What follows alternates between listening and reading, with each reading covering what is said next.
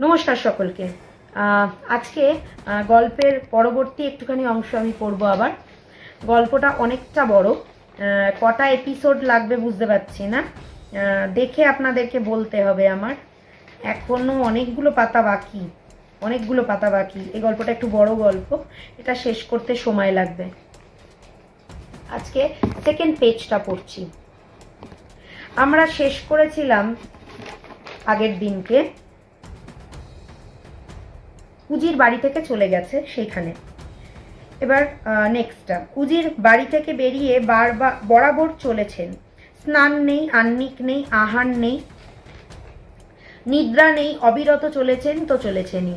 মাকে দেখতে পান, যাকে দেখতে পান তাকেই জিজ্ঞেস করেন, কিন্তু তার কোনো ফল হয় না। ক্রমে তার মন ভেঙে গেল, শরীর ক্ষীণ হলো। শেষে অতিশয় ক্লান্ত হয়ে দুপুর রোদে তেপান্তরের মাঠে এক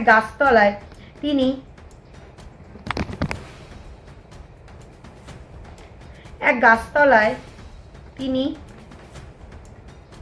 বসে নিজের অদৃষ্টের কথা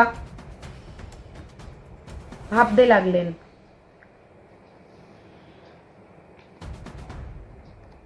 কিছুক্ষণ পরে সেই গাছটার দিকে তাকিয়ে দেখলেন একটি ডালে দুটি লাল টুকটুকে ফল ঝুলছে, আর কোনো ফল গাছটার কোথাও নেই। খিদেও পেয়েছিল, কি আর করে। ফল দুটি পারবার জন্য তিনি উঠে দাঁড়ালেন। যেমন উঠে দাঁড়ালেন অমনি ফল দুটি ওর গায়ে পড়ে দুলতে লাগলো। তাই দেখে তিনি বড় আশ্চর্য হলেন। দেখলেন ফল দুটি হাসছে, যেন কত আনন্দ হয়েছে তাদের। এই ভুতুড়ে কাণ্ড দেখে উজির ভাবলেন, এরা ঠিক ফল নয়, কোনো উপদেবতা হবে। তখন তিনি ভয়ে ভয়ে ফলেদের জিজ্ঞাসা করলেন, তোমরা কে, দুজনে আমায় বলো।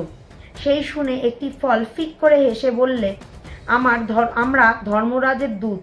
উজির ভয়ে ভয়ে জিজ্ঞাসা করলেন, তা ওই গাছে কেন? প্রথম ফল বললে, এই মাঠের ওদিকে যে কুঁড়ে ঘর দেখছো, ওই বাড়ির কর্তা রামহরিকে আমরা নিয়ে যাব। উজির জিজ্ঞাসা করলেন, কেমন করে তাকে নিয়ে যাবে? দ্বিতীয় ফল বললে, আমি সাপ হয়ে তাকে কামড়াবো, আর ও গিয়ে প্রাণটাকে বেঁধে নিয়ে যাবে। উজির শুনে তো অবাক। তারপর জিজ্ঞাসা করলেন, আচ্ছা তোমরা বলতে পারো আমাদের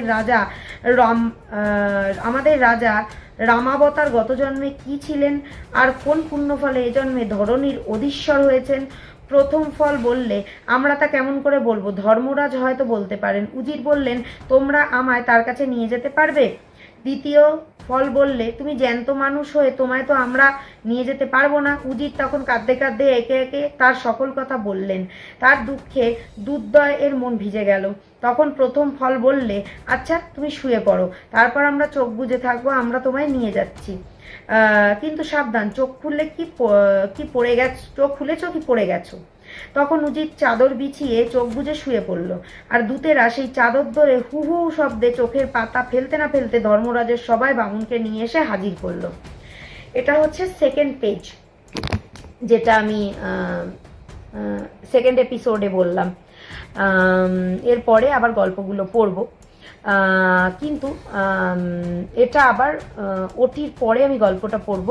আর যে দুটো গল্প আমি এখন শ্যুট করবো, এই দুটো আমার নিজস্ব অভিজ্ঞতা, খুবই ছোট অভিজ্ঞতা, কিন্তু আমার হয়েছে, ভেরি রিসেন্ট হয়েছে। এটা অলৌকিক অভিজ্ঞতাও বলতে পারেন, মানে ভূত প্রেত জনিত কিছু নয়, ঠাকুরের আনুষঙ্গিক যেগুলো হয়, ঠাকুর বা দেবী দেবতা আমাদের কোনো হিন্টস দিলে আমরা যেরকম মিরাকেল বলি, তো অনেকটা সেই ধরনের। আজকের জন্য টাটা।